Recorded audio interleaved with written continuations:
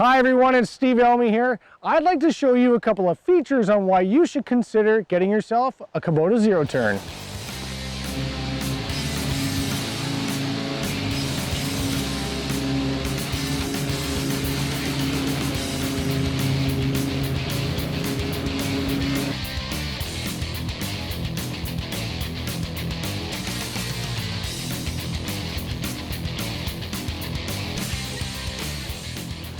I'm going to show you a couple of key features about two different models. This one's called a Z231KW and this is a Z231KH. First we're going to start with the KW. This is a very nice basic entry-level zero turn you can pick up at any Kubota dealer. It's got a console on the right with a choke system for cold starting your engines. Now it does come with a basic seat. It does also have a roll cage on it, but this is one of my staff members' zero turns and he took that off because he's always cutting flat land. There's no worry of rolling over. Z231KW model comes equipped with a 21.5 horse Kawasaki engine. Now there are a couple of features that you want to look at prior to purchasing depending on the size of the property you're cutting. This one here doesn't come with an accessory tow behind. If you want to do a lawn rake or maybe a little utility trailer to go around and pick up branches around the yard, you might want to consider getting that.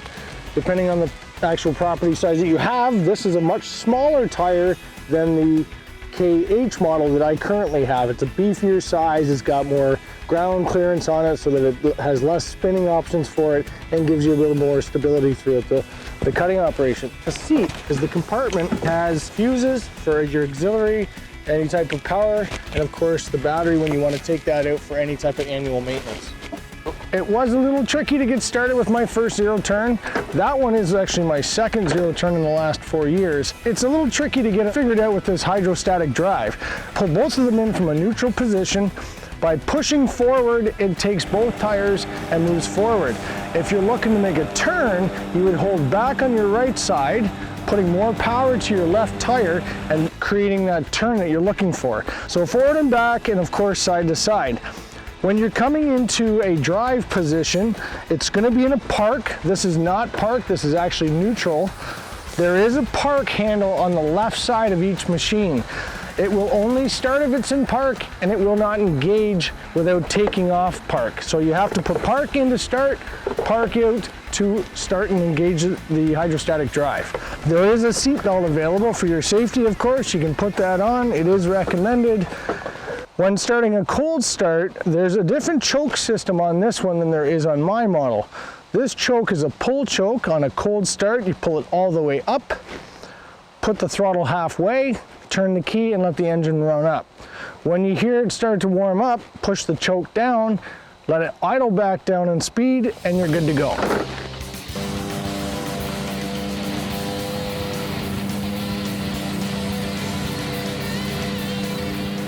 Now I want to introduce you to the model that I use on my farm.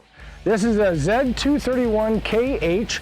It's a much beefier engine, bigger tires, a 48-inch deck as opposed to the 42-inch deck that I showed earlier, a fancier seat for more cushion. It's got a bit of a spring load to it, so if you're hitting a lot of bumps along the farm, you're not having to be concerned about discomfort. Of course, it comes with a safety roll cage. I do cut some hills from time to time, so I leave that. It also has what's called a K-lift system. Same thing as that one, you push up, but it locks into an upper position so you can change your height of your grass cut. Now, the choke system on this is a little different as well. Instead of the pull choke as the KW model, it actually has a choke where you go all the way up with your throttle on a cold start only, turn your key when it revs up, turn your throttle down to whatever position you'd like, and then you can go into position. Same thing with the other one, start with your park, take your park out, bring from a neutral position in, and same thing pushing forward, your hydrostatic drive will start to move you forward.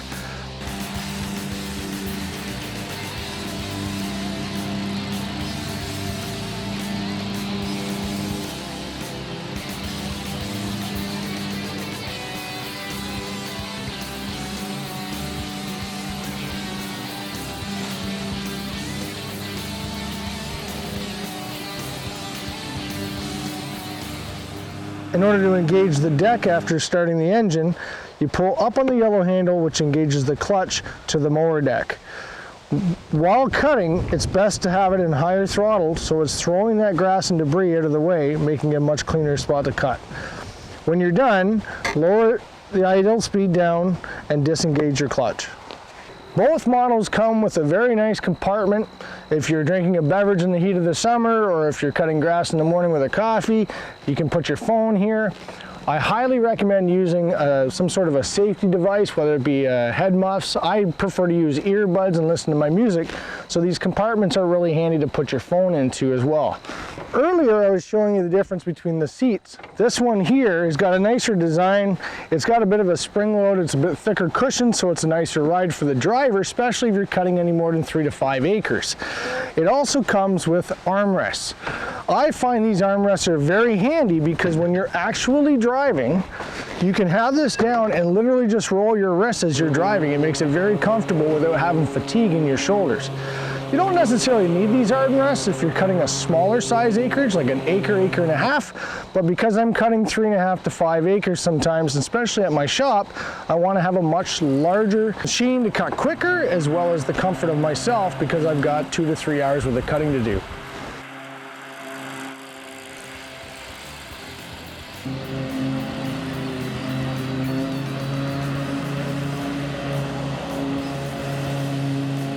Kubota's also done a fantastic job of the gas. This one here comes off the side. It's got a big mouth on it, so you know you're not going to spill fuel all over the place.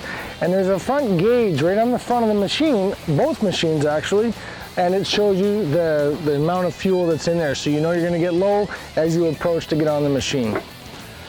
It may sound like a funny feature to have, but you'll see there's some LED lights in the front of this model. It's got an auxiliary switch up by the seat, so you can flip that on. Now, it might seem funny to be cutting grass at night, but I'm also a beekeeper and I prefer not to be disturbing the bees throughout the day.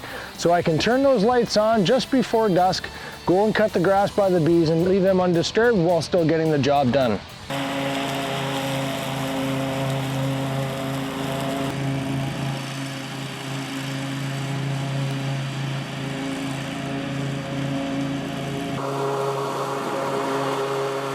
The KH model that I have has a 21 horsepower Kohler engine, another great reliable machine.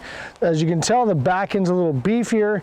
It's got the tow hook on the back for pulling your lawn rake or any type of utility trailer, and it's welded directly onto the chassis. My last Zero Turn that I had before I traded it in had a big bagger system on it, and I still have it. I'm just waiting for the right time to put it on to collect those leaves.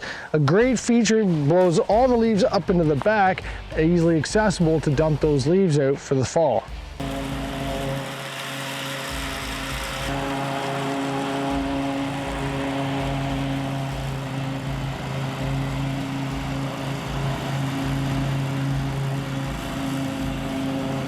I hope that outlines a couple of the features of the Zero Turn models that Kubota offers if you're a residential owner. If you're a commercial business looking for a much larger model, I suggest you swing down to your local Kubota dealer and check out the financial options that they have available to the public.